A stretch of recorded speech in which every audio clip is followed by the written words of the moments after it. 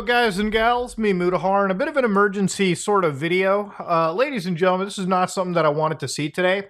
Nintendo, alright, the scumbags that they can be, their legal team at least, is suing one of the largest emulators for the Nintendo Switch, Yuzu. I wish I could make this up, but apparently that's the world we live in, okay?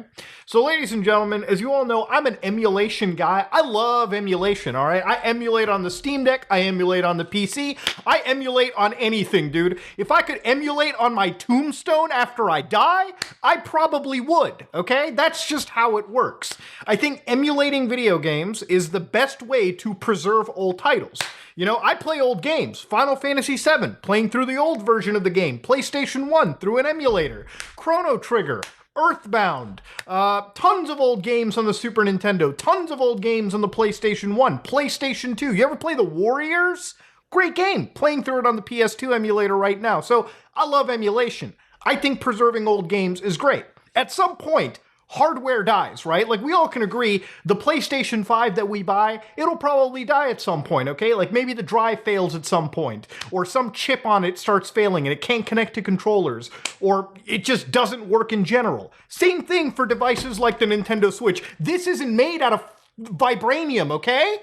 At some point, things like the cartridge adapter could fail, the battery could start dying, the screen may fail. You know what I mean? It could happen. And so with emulators, all right, hardware emulators, you know, things you drop ISO files, ROM files of video games into, and they just run, that's what preserves video games, okay? At some point, PlayStation 4s and 5s will die and you won't be able to play Bloodborne because it was never ported to the PC. But if an emulator arrives, you bet you can play one of FromSoft's best games. Games like Metal Gear Solid 4, a game I love so much I made a 4-hour video on it. You know, you can't buy that anywhere. It's only on the PlayStation 3. There's people watching this video that don't even know what that weren't even alive when the PS3 launched. But with emulators like our PCS3, you can preserve and play it anytime, okay? But anyways, to get understanding over here, Nintendo is accusing this emulator of apparently violating the Digital Millennium's Copyright Act, okay? So there's a lawsuit floating around, which some people have basically leaked out through the Pacer system, and you can read it for yourself. It's floating around, but it's got some highlights that somebody can read through. One account, Steven Totilo, actually posted this one out too, where they showed a screenshot from the actual preliminary statements. They're suing a company known as Tropic Haze LLC. Now, Tropic Haze LLC are the guys behind Yuzu the emulator, okay? Now, this is so fresh that it hasn't even been put into the blog report yet. It's just that wild of a situation. So reading through some of the actual points over here, I wanted to read just some parts that really drove me insane, okay? So basically the plaintiff, and I know this is a little hard to read, but Nintendo is basically going after Tropic Haze LLC, who has basically created a video game emulator, which is a piece of software that allows users to unlawfully play pirated video games that were published only, obviously, for the system. Now, this is a pretty debated topic. Obviously, an emulator exists. You can run code in it. It's basically designed to emulate a piece of hardware. Now, where they're kind of right in the statement is that in order to run some of the emulators, you do need to bypass some encryptions. You do need to bypass some copy protections. And it's a pretty hazy legal area where obviously bypassing and reverse engineering could be illegal. So by people basically dumping their own, you know, firmwares, their own like certification keys off of actual hardware they own, they could be violating certain laws. Now, I've never heard of anybody being busted or the feds rushing through your house over doing that, but that's just something that is illegal. And obviously, when you're dumping a video game like Tears of the Kingdom, which arguably is mentioned in this actual lawsuit, this dumping a cartridge in general could also be violating the law because you have to bypass some copy protections in order to dump the cartridge. So this is where Nintendo is kind of right, okay, to understand. Now, obviously, in order to preserve these video games, these kind of things have to be bypassed. So this is where you get into a bit of a legally gray area. Again, I'm not a lawyer, so any lawyer that can discuss this is much appreciated. But one of the points they also mentioned was defendant and its agents are fully aware of the use of Yuzu by others in performing circumvention and in facilitating piracy at a colossal scale. So what they're doing here is they're putting the fucking blame of pirates on an emulator developer, okay, which is absolutely absurd. If you knew anything about the history of what Yuzu was doing, anything at all, you would know that this emulator, and from my knowledge, please correct me if I'm wrong, but when Tears of the Kingdom dropped, they weren't even facilitating the piracy. They weren't behind the leak. This game leaked 2 weeks before it ever touched store shelves. How did it leak? Because somebody in the distribution chain grabbed the copy, okay, somewhere, took it home, had a modified Switch, whether it be through mod chips or totally different software that isn't Yuzu, software Nintendo has also gone against and taken to the legal courts. They use software to dump this cartridge without ever touching this emulator. Yes, the dump could be used in this emulator as it could be used in something like Ryujinx, which is a different emulator from a different team. So again, as to circumvention, Yuzu's website acknowledges that the Nintendo Switch's decryption keys, which is the prod.keys, are required to decrypt games that include links to software that unlawfully extract those keys from the Nintendo Switch. So on the Yuzu page right here where it says getting started, obviously they say here's how you download it, booting into RCM, booting Hecate, dumping decryption keys. So when you go over here, you can see that they tell you what software, so lockpick_RCM, and they basically guide you through the entire process of dumping your own actual, Switch's product keys and using them in the emulator. They don't distribute these files. Now, one could argue that making a guide itself is probably what got Yuzu targeted specifically, just because they were teaching people how to circumvent whatever copy protections that Nintendo is obviously, putting the blame on them for. So if dumping games and talking about dumping firmwares is what got Yuzu in trouble, I don't know why they had to bring the lawsuit in when they could have easily asked these people to desist. Similar situations like RPCS3 with even the Persona situation where they were using Persona screenshots, Atlas jumped in, not even Sony, and obviously they corrected their branding, and that's why you don't even see video games, or at least, games like that showing up on certain branding. Why they couldn't have asked Yuzu to take that down or change things around instead of going after them with a lawsuit and putting a lot of blame on them that wasn't needed is, again, just Nintendo being a really, really shit company when it comes to preservation. This is why when you download PS2 emulators, they ask you, hey, do you have your PS2 BIOS? And you're supposed to obviously dump it from your real PlayStation 2. Now, I understand not everyone does that, but if you have the means to do it like I do, you probably just do it just for, just for exploring the process, and also you back it up to a cloud device later so you can just download it from yourself anytime you want. Anyways, that's what Nintendo is going after. I'm kind of jumping to topics in my head because this is kind of enraging me. As to piracy, for instance, one recent major Nintendo video game title, which was Tears of the Kingdom, was unlawfully distributed a week and a half before its release by Nintendo. Infringing copies of the game that circulated online were able to be played in Yuzu. So I love how the lawyers here said they were able to be played in Yuzu. And they also mentioned the pirate websites. So to give you an idea, people had dumped this game, shared the file around 4chan, around Reddit, and, distributed the game files, right? That wasn't the emulator doing it, that was, people who were pirates. So when they downloaded it, to give you a quick context to the history, it wasn't playable on Yuzu day one.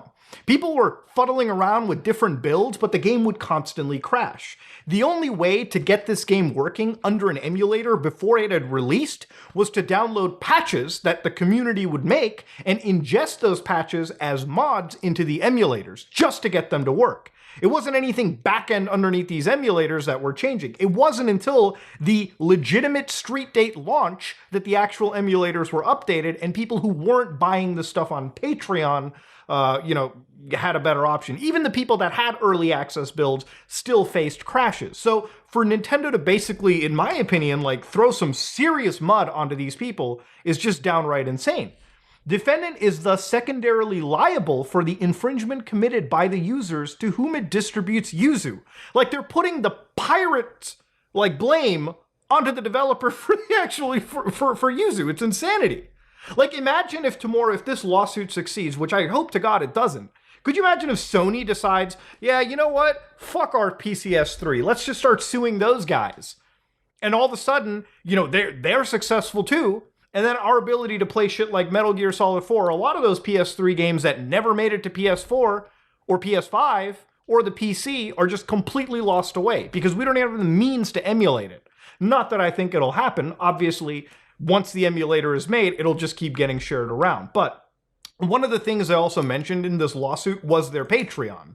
Now, obviously, Yuzu has been getting pretty popular. In fact, it was hilarious that even Valve, when they were, promoting the Steam Deck updates, had Yuzu inside one of their update videos. They had to actually take the video down off of YouTube and re-edit it, just so they removed Yuzu. But clearly, people were using this emulator not just on their big PCs, but also on the Steam Decks. And to give you an idea of the emulator, look, playing a game on the Nintendo Switch is fine, okay? But this is a pretty limited console by even the time it launched. So the reason why I played Tears of the Kingdom, I bought it, but I dumped it onto my PC, was because through Yuzu, I could run the game at 4K on an OLED TV with high dynamic range, 60 frames per second, and mods where I could actually enjoy and use my PlayStation 5 controller to its max. See, it's with modification, with emulation, you can not only preserve the games, but get a far better experience, in my opinion, by using emulation. And obviously they targeted their Patreon as well too, and it is true that Yuzu is making $39,950 a month on Patreon.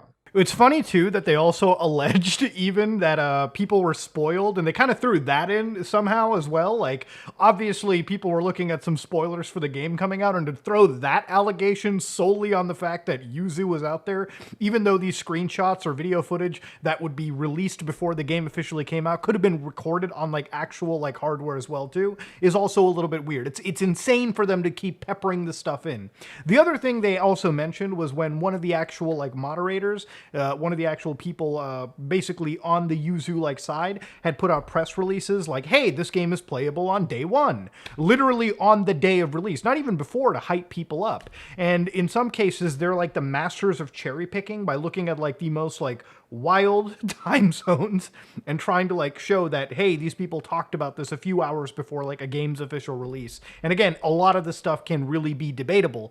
But hey, Nintendo's legal doesn't really care. It's about putting in as much muck on the emulator as they legally can right now. And I'm going to keep it real. Like, if this lawsuit doesn't go anywhere, it doesn't have to go anywhere.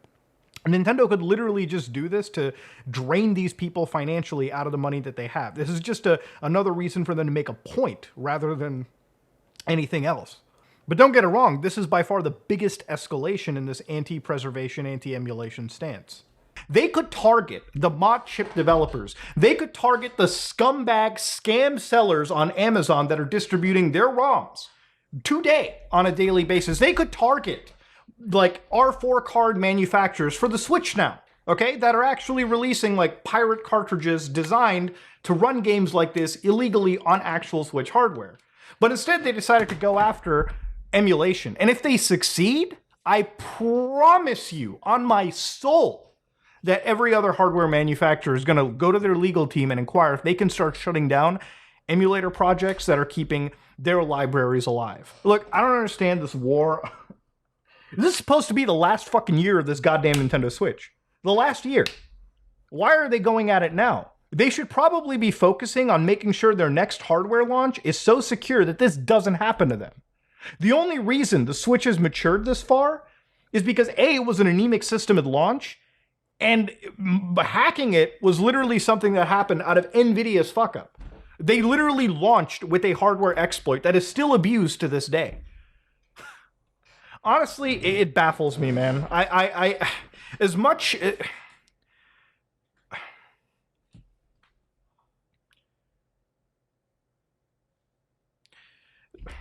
as I want to say that, like, Nintendo does some good, they make some good games and everything. The reason I make these videos about emulation is because I grew up playing these video games, okay? I think that's a fact. I think a lot of us have grown up playing these old video games, whether it be from Xbox, PlayStation, Nintendo, whatever. We're getting older, hardware is dying, okay? And developers and publishers aren't doing enough to keep these older libraries alive, okay? I mentioned Bloodborne, I mentioned Metal Gear Solid 4, I mentioned old games. I mentioned games that are forgotten about, games that are considered retro. Games that these companies don't have an economic incentive to keep up and release anymore. So why are they encroaching on people keeping these libraries alive? Look, 20 years from now, I'm sure people probably won't, most people won't care about playing Bloodborne. They'll care about playing Dark Souls 8 or like Elden Ring 7 or some game that comes out from FromSoft then. But there'll still be like, percentage of people that'll say, yeah, I want to play this old piece of gaming history. 20 years ago, people jerked this FromSoft game off like crazy. Maybe I'll fire up a PS4 emulator and give it a shot. Oh, wait, shit. Lawsuits like this may have been successful and have ultimately led to these big corporate companies shutting down fan projects and emulation. And look, I get it. Piracy is a real thing. I'm not going to sit here and pretend to close my ears and go, la, la, la, la, la. People don't use these emulators to pirate. Yes, they do, obviously. All right. But at the end of the day, all right, the system is going end of life soon. Why are we now shutting down these projects and preventing people from accessing and keeping alive an entire library of video games? But you know what? I'm passionate. I hope to God there's other people that are passionate enough to, call Nintendo out on this stupid behavior, keep it alive, and ultimately keep an entire aspect of gaming history running. This is me, Mutahar, and yeah, I'm out.